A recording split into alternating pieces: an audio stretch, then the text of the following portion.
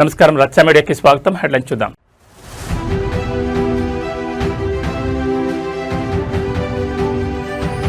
ఎర్ర బస్సు రాని ఊరికి ఎయిర్పోర్ట్ వద్దన్న వారికి ఇదే గట్టి సమాధానం. పవన్ కళ్యాణ్ తీవ్ర వ్యాఖ్యలు.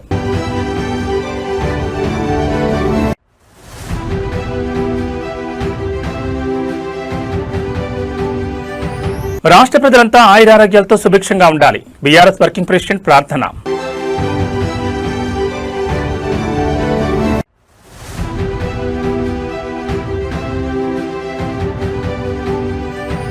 హైదరాబాద్ చంపాపేటలో జూనియర్ కాలేజ్ విద్యార్థుల గ్యాంగ్ వార్ కలకలం సృష్టించిన ఘటన.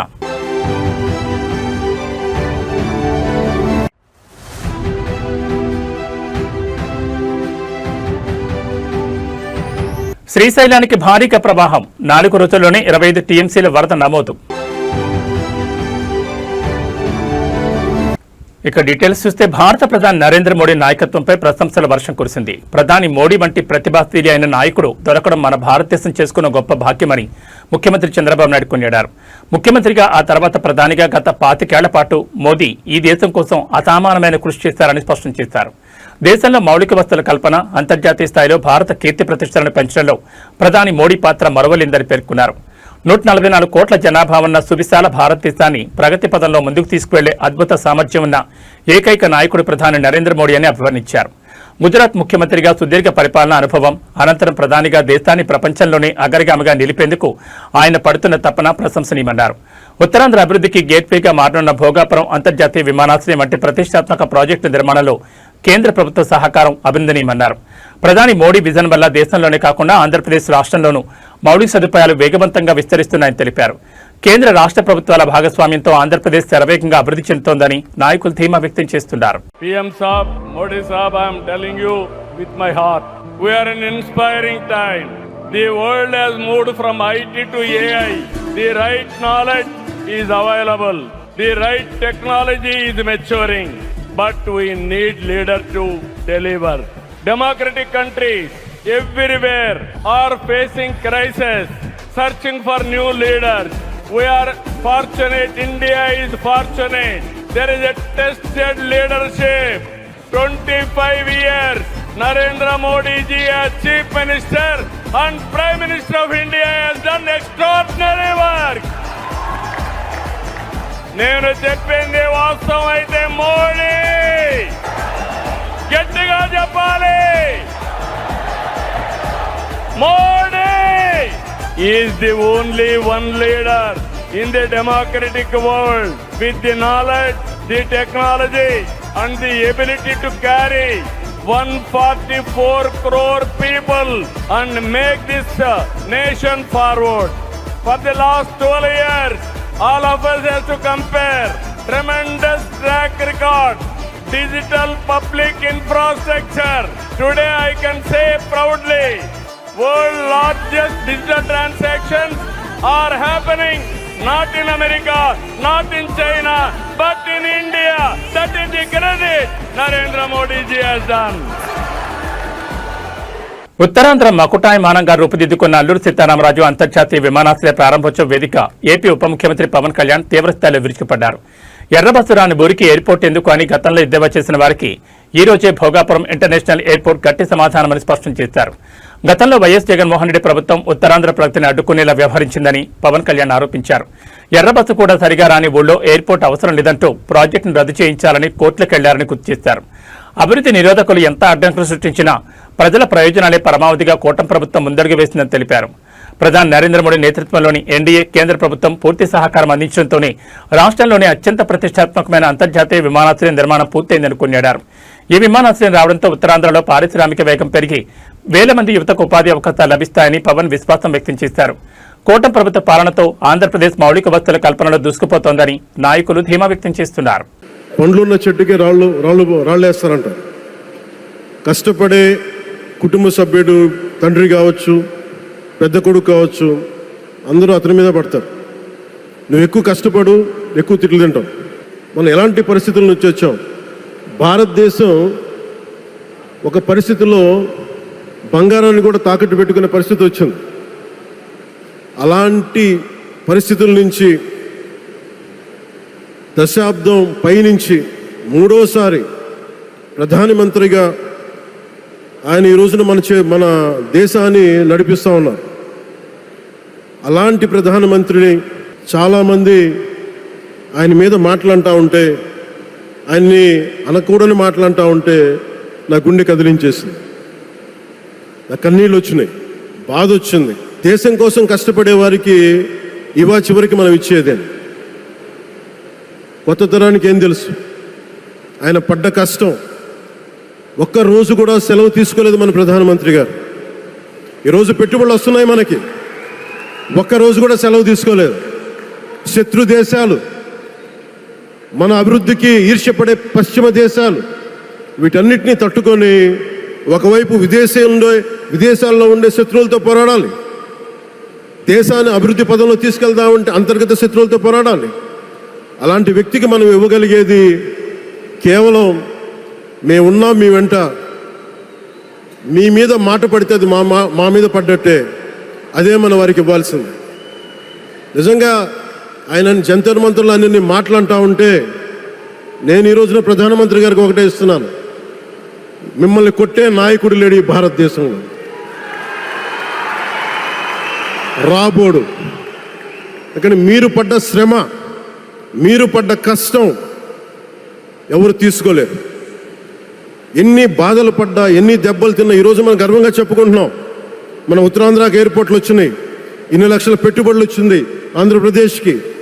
కానీ ఇవన్నీ తట్టుకొని చెయ్యాలి అంటే 144 కోట్ల తాలూకు ప్రజల ఆకాంక్షల్ని ఎంతోమంది వెనక్కి లాగుతున్నా, ఒకళ్ళు ముందుకు తీసుకెళ్లాలంటే ఎంతమంది తిడుతున్నా విమర్శిస్తున్నా తీసుకెళ్తున్నారంటే ఒకే ఒక్క నాయకుడు ప్రధానమంత్రి శ్రీ నరేంద్ర మోదీ గారు. నేను ఎందుకు తపన పడ్డాను,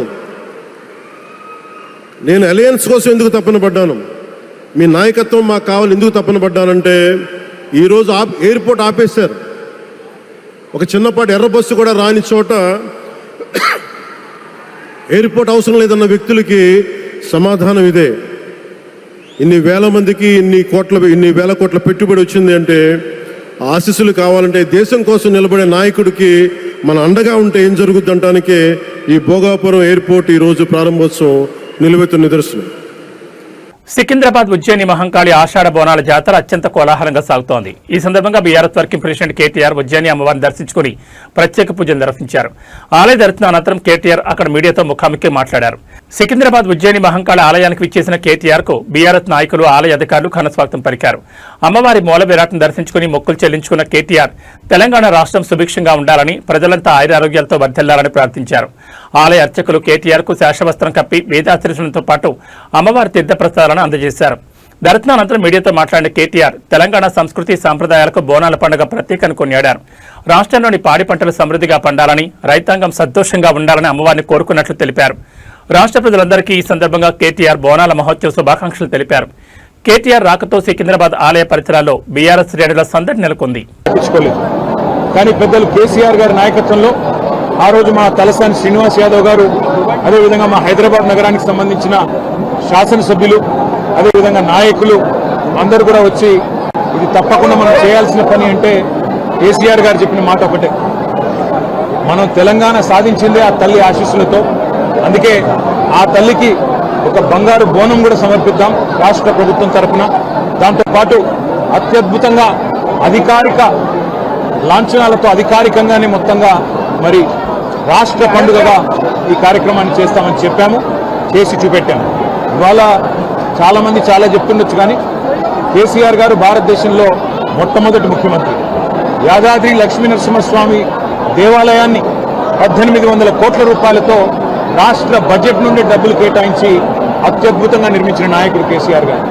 అట్లాగే హైదరాబాద్లోని ప్రతి గుడికి మా శ్రీనివాస్ యాదవ్ గారి నేతృత్వంలో ఆ రోజు రాష్ట్ర ప్రభుత్వం నుండి 25 కోట్ల రూపాయలు విడుదల చేసి ప్రతి గుడిలో ఉండే ప్రతి ఉత్సవ కమిటీకి, ప్రతి ఆలయ కమిటీకి డబ్బులు ఇచ్చి వారు ఎవరి దగ్గర చందా వసూలు చేసే అవసరం లేకుండా అద్భుతంగా ఆలయాల నిర్వహణ కానీ, పండుగల నిర్వహణ కానీ భక్తి ప్రపత్తులతో పూర్తి స్థాయి మరి ఒక దైవ సంకల్పంతో జరగాలన్న ప్రయత్నం చేసింది కేసీఆర్ గారు. ఈరోజు మేము ఆ తల్లిని అందరం కూడా సమిష్టిగా మొక్కుకున్నది ఒకటే, రాష్ట్రంలో వర్షాలు బాగా పడాలి, రాష్ట్రం కలకల్లాడుతూ ఉండాలి, రైతు ముఖ్యంగా సంతోషంగా ఉండాలి, రాష్ట్రం పచ్చగా ఉండాలి, శాంతి భద్రతలు సరిగ్గా ఉండాలి. ఆ తల్లి ఆశీస్సులు తన పిల్లలందరికీ కూడా ఉండాలని మనస్ఫూర్తిగా కోరుకుంటూ మీ అందరికి కూడా ధన్యవాదాలు. మీ అందరికి కూడా తల్లి ఆశీస్సులు ఉండాలని కోరుకుంటున్నాను. తెలంగాణ సంస్కృతి సంప్రదాయాలకు ప్రతిరూపమైన ఆషాఢ బోనాల మహోత్సవాలు రాష్ట్ర వ్యాప్తంగా అత్యంత వైభవంగా సాగుతున్నాయి. ప్రసిద్ధ పుణ్యక్షేత్రం సికింద్రాబాద్ శ్రీ ఉజ్జయిని మహంకాళ అమ్మవారికి తెలంగాణ రాష్ట్ర ప్రభుత్వం తరపున ముఖ్యమంత్రి యనమల రేవంత్ రెడ్డి బంగారు బోనం మరియు పట్టువస్త్రాలు సమర్పించి ప్రత్యేక పూజలు నిర్వహించారు. ఆలయ ప్రాంగణానికి చేరుకున్న ముఖ్యమంత్రి రేవంత్ రెడ్డికి అర్చకులు, అధికారులు వేద మంత్రోచ్చారణల నడుమ పూర్ణకుంభంతో స్వాగతం పలికారు. అనంతరం అమ్మవారి మూలవిరాట్కు బంగారు బోనం, పట్టువస్త్రాలు సమర్పించిన సీఎం తెలంగాణ ప్రజల సంక్షేమం కోసం ప్రత్యేక ప్రార్థన చేశారు. ఈ కార్యక్రమంలో పలువురు మంత్రులు, ప్రజాప్రతినిధులు మరియు అధికారులు పాల్గొని అమ్మవారిని దర్శించుకున్నారు. ఈ సందర్భంగా సీఎం రేవంత్ రెడ్డి మాట్లాడుతూ అమ్మవారి దివ్య ఆశీస్సులతో రాష్ట్రంలో సమృద్ధిగా వర్షాలు కురిసి పాడి పంటలు పుష్కలంగా పండాలని ఆకాంక్షించారు. ప్రజలందరూ ఆయురారోగ్యాలు, సుఖశాంతులతో బద్దెల్లాలని ప్రార్థిస్తున్నట్టు తెలిపారు. రాష్ట్ర ప్రజలందరికీ బోనాల పండుగ శుభాకాంక్షలు తెలిపారు. అమ్మవారి దర్శనానికి భక్తులు భారీగా తరలి రావడంతో ఆలయ పరిసరాలు ఆధ్యాత్మిక శోభతో విలసిల్లుతున్నాయి.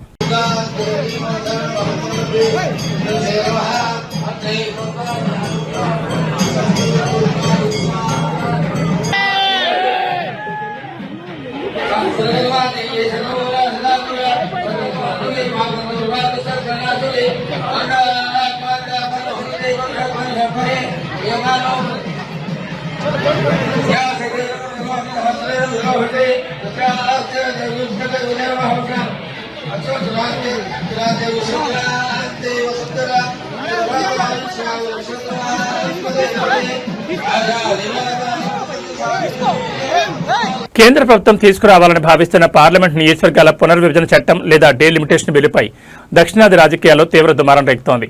ముఖ్యంగా తమిళనాడు రాష్ట్ర ప్రయోజనాలకు భంగం కలిగించేలా ఉన్న ఈ ప్రక్రియను మద్దతిచ్చే ఏ రాజకీయ పార్టీ అయినా లేదా వ్యక్తి అయినా తమిళ ప్రజలకు తీరని ద్రోహం చేసినట్లేనని చరిత్ర వారిని 21వ శతాబ్దపు ఎట్టప్పన్లుగా గుర్తించుకుంటుందని ప్రాంతీయ నేతలు తీవ్రస్థాయిలో హెచ్చరిస్తున్నారు.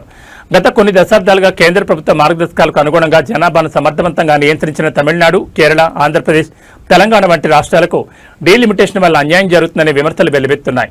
కేవలం జనాభా ప్రాతిపదికన పార్లమెంట్ స్థానాలను పునర్విభజిస్తే ఉత్తరాది రాష్ట్రాల్లో లోక్సభ స్థానాల సంఖ్య విపరీతంగా పెరిగి దక్షిణాది రాష్ట్రాల రాజకీయ ప్రాతినిధ్యం మరియు పార్లమెంటరీ బలం గణనీయంగా తగ్గిపోతుందని తీవ్ర ఆందోళన వ్యక్తమవుతోంది. అభివృద్ధి మరియు జనాభా నియంత్రణలో ఆదర్శంగా నిలిచిన రాష్ట్రాలకు శిక్ష పడేలా నియోజకవర్గాల లెక్కింపు ఉండకూడదని దక్షిణాది పార్టీలు డిమాండ్ చేస్తున్నాయి. సమాఖ్య స్ఫూర్తిని దెబ్బతీసే విధంగా కేంద్రం అడుగులు వేస్తే అన్ని పార్టీలు ఏకమై పోరాడాలని, రాష్ట్ర హక్కుల విషయంలో రాజీ పడే ప్రసక్తే లేదని స్పష్టం చేస్తున్నాయి. I just have one thing to say, and I think it is a very important thing for the future of the Tamil people, the Tamil language, and the state of Tamil Nadu. There is an attempt by the BJP to do delimitation. Delimitation is designed to disenfranchise, to take away power from the people of Tamil Nadu. This is a BJP conspiracy. There was a historical character in Tamil Nadu called Attappan.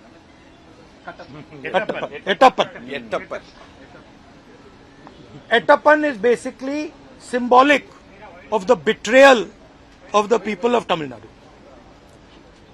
Anybody who supports delimitation is betraying Tamil Nadu, is betraying the future of Tamil Nadu, is allowing the RSS and BJP to attack the people of Tamil Nadu and the future of Tamil Nadu, and is a Attappan.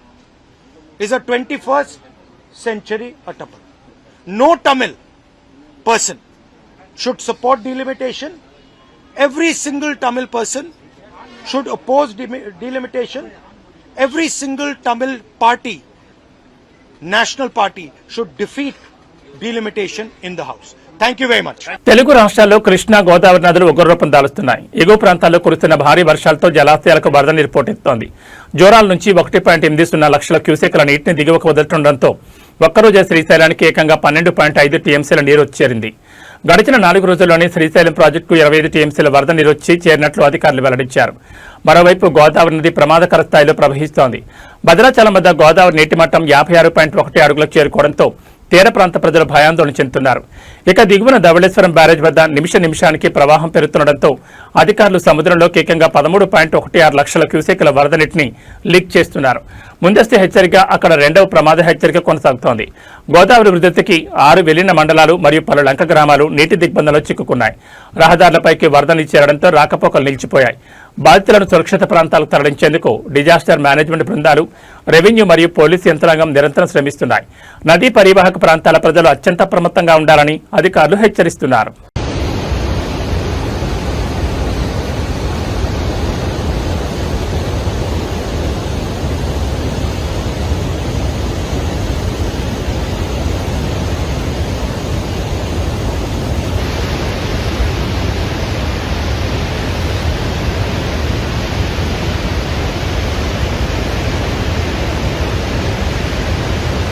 Kurnool జిల్లాలో రాజకీయ కష్టాలు మళ్లీ బగ్గుమన్నాయి. చిప్పగిరి మండలం సంగాల గ్రామంలో వైఎస్ఆర్సీపీ నాయకులపై అధికార TDP శ్రేణులు విచక్షణారహితంగా దాడికి దిగిన ఘటన తీవ్ర కలకలం రేపింది.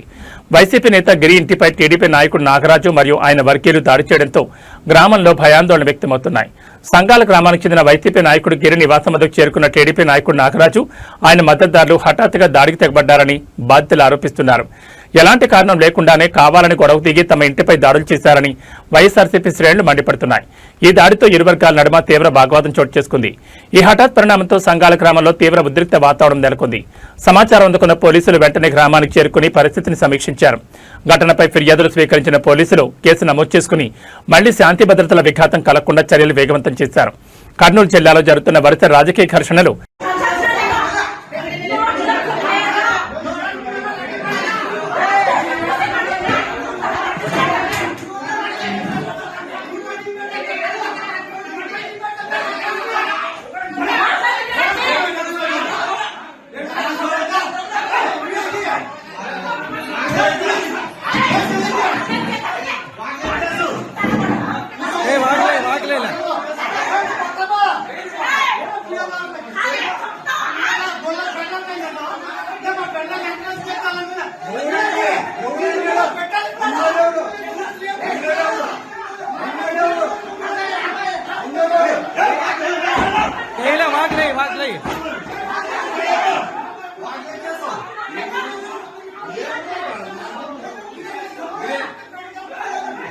ఏమో అరాచం చేసేకొచ్చారు, ఏమో కొట్టకొచ్చినారంట. మరి ఇంక కొట్టు మరి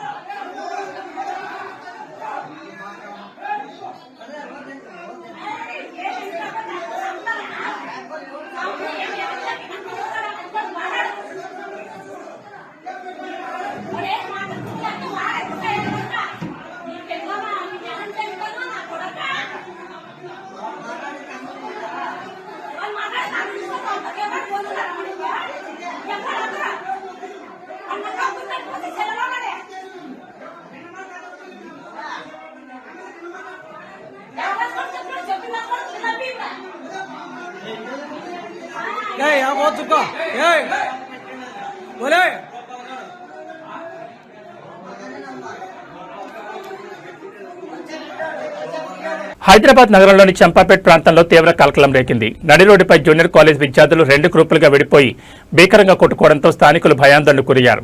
ఐరా జూనియర్ కాలేజ్ చెందిన విద్యార్థుల మధ్య రేకిన చిన్నపాటి వివాదం కాస్త గ్యాంగ్ వార్కు దారితీసిన ఘటన స్థానికంగా తీవ్ర సంచలనం సృష్టిస్తోంది.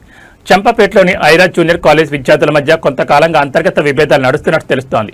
ఈ క్రమంలోనే కాలేజ్ వెలుపల రహదారిపై 2 వర్గాలుగా ఏర్పడి విద్యార్థులు విచక్షణారహితంగా పరస్పరం దాడులు చేసుకున్నారు.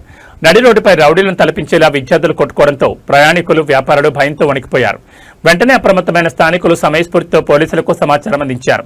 సమాచారం అందుకున్న వెంటనే పోలీసులు సంఘటనా స్థలానికి చేరుకుని ఘర్షణకు దిగిన విద్యార్థులను చెదరగొట్టారు. ఈ ఘటనపై కేసు నమోదు చేసిన పోలీసులు ఘర్షణ గల అసలు కారణాలపై సమగ్ర విచారణ ప్రారంభించారు. కాలేజ్ యాజమాన్యం మరియు పరిసర ప్రాంతాల్లోని సీసీటీవీ ఫుటేజ్లను పరిశీలిస్తూ దాడులకు పాల్పడిన వారిని గుర్తించే పనిలో నిమగ్నమయ్యారు. విద్యార్థులు బాధ్యతారాహిత్య ప్రవర్తనపై నగరంలో సర్వత్రా ఆందోళన వ్యక్తమవుతోంది.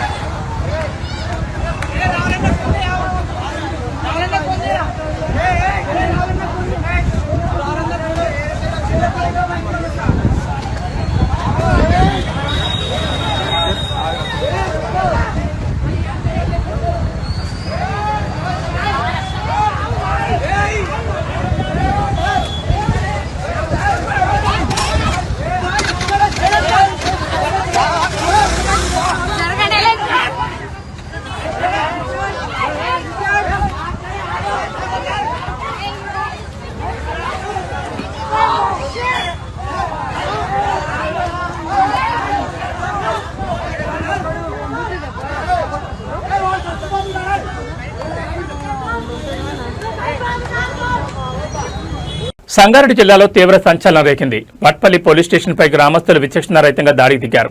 ఓ దాబాలో పనిచేసే బేరప్ప అనే యువకుడి అనుమానాస్పద మృతి చెందడంతో ఆగ్రహానికి గురైన గ్రామస్తులు, కుటుంబ సభ్యులు ఒక్కసారిగా పోలీస్ స్టేషన్ ముట్టడించారు. పిఎస్ అద్దాలు, ఫర్నిచర్ను ధ్వంసం చేయడంతో వట్పల్లిలో తీవ్ర ఉద్రిక్త పరిస్థితులు నెలకొన్నాయి. స్థానిక దాబాలో పనిచేసే బేరప్ప చెట్టుకు శవమై వేలాడుతూ కనిపించాడు. అయితే ఈ ఘటనపై తమకు ఎలాంటి ముందస్తు సమాచారం ఇవ్వకుండానే పోలీసులు మృతదేహాన్ని చెట్టు నుంచి కిందకు దించారని కుటుంబ సభ్యులు, గ్రామస్తులు తీవ్ర ఆగ్రహం వ్యక్తం చేస్తున్నారు.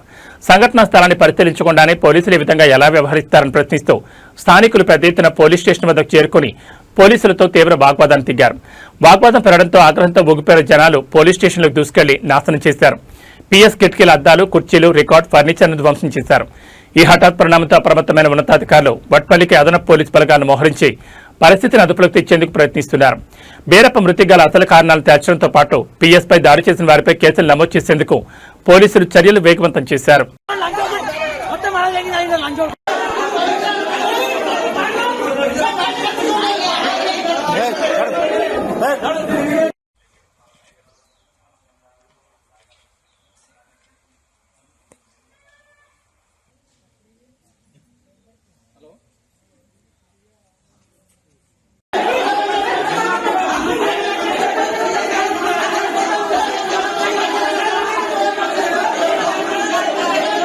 Team India star allrounder Hardik Pandya Tirumala Sri Venkateswara స్వామివారిని దర్శించుకున్నారు. ప్రముఖ మోడల్ మహికా తర్మతో కలిసి ఆయన తిరుమల క్షేత్రానికి విచ్చేశారు.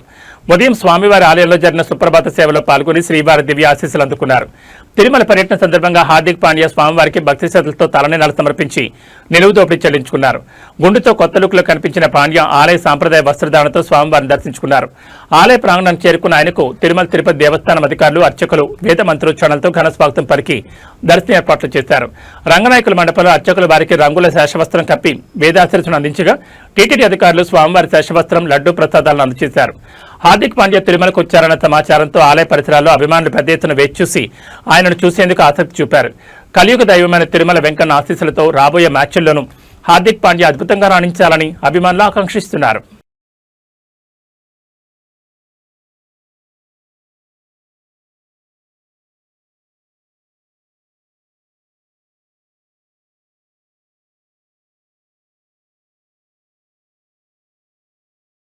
Hollywood superhero movie Spider Man Indian box office వద్ద వసూళ్ల సునామీ సృష్టిస్తోంది.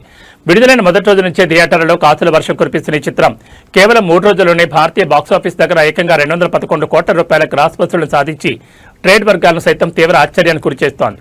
ఇండియన్ బాక్సాఫీస్ వద్ద 3 రోజుల్లో 176 కోట్ల రూపాయల నెట్ కలెక్షన్లు రాబట్టిన స్పైడర్ మ్యాన్ అంతర్జాతీయంగానూ తన సత్తా చాటుతోంది. ప్రపంచవ్యాప్తంగా దాదాపు $358 మిలియన్ భారీ వసూళ్లను సాధించి సూపర్ హీరో సినిమాల చరిత్రలో సరికొత్త మైలురాయిని నెలకొల్పింది.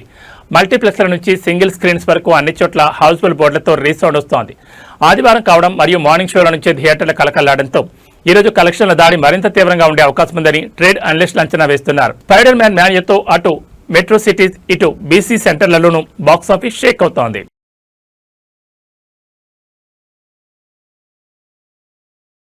ఆంధ్రప్రదేశ్ రాష్ట్రంలో వాతావరణం ఒక్కసారిగా మారిపోయింది. సముద్రం నుంచి వీస్తున్న బలమైన తేమగాలుల ప్రభావంతో నైరుతి రుతుపవనాల్లో చల్లదనం పెరిగింది. దీని ఫలితంగా రాష్ట్ర వ్యాప్తంగా పలు జిల్లాల్లో మోస్తరు నుంచి భారీ వర్షాలు కురిసే అవకాశం ఉందని భారత వాతావరణ శాఖ హెచ్చరించింది. ఉత్తర కోస్తా మరియు ఏజెన్సీ ప్రాంతాల్లో వర్షాల తీవ్రత ఎక్కువగా ఉండనుంది. ముఖ్యంగా శ్రీకాకుళం, అల్లూరు సీతారామరాజు, అనకాపల్లి, తూర్పుగోదావరి మరియు ఏలూరు జిల్లాల్లో పలు చోట్ల ఈ రోజు నుంచి మోస్తరు నుంచి భారీ వర్షాలు పడే అవకాశం ఉంది. వాగులు వంకలు ఉప్పొంగే ప్రమాదం ఉండడంతో లోతట్టు ప్రాంతాల ప్రజలు మరియు రైతులు అప్రమత్తంగా ఉండాలని అధికారులు సూచించారు. మరోవైపు విజయనగరం, పార్వతీపురం, మన్యం, పోలవరం, ఎన్టీఆర్, గుంటూరు, బాపట్ల, పల్నాడు మరియు కర్నూలు జిల్లాలో తేలికపాటి నుంచో మోస్తరు వర్షాలు కురిసే ఛాన్స్ ఉంది. వర్షంతో పాటు అక్కడక్కడ ఈదురుగాలులు మరియు పిడుగులు పడే అవకాశం ఉండడంతో చెట్ల కింద విద్యుత్ స్తంభాల వద్ద ఉండొద్దని వాతావరణ శాఖ అధికారులు హెచ్చరిస్తున్నారు. తీర ప్రాంత ప్రజలు మరియు మత్స్యకారులు సముద్రంలో వేటకు వెళ్లే సమయంలో జాగ్రత్తలు పాటించాలని అధికారులు సూచిస్తున్నారు.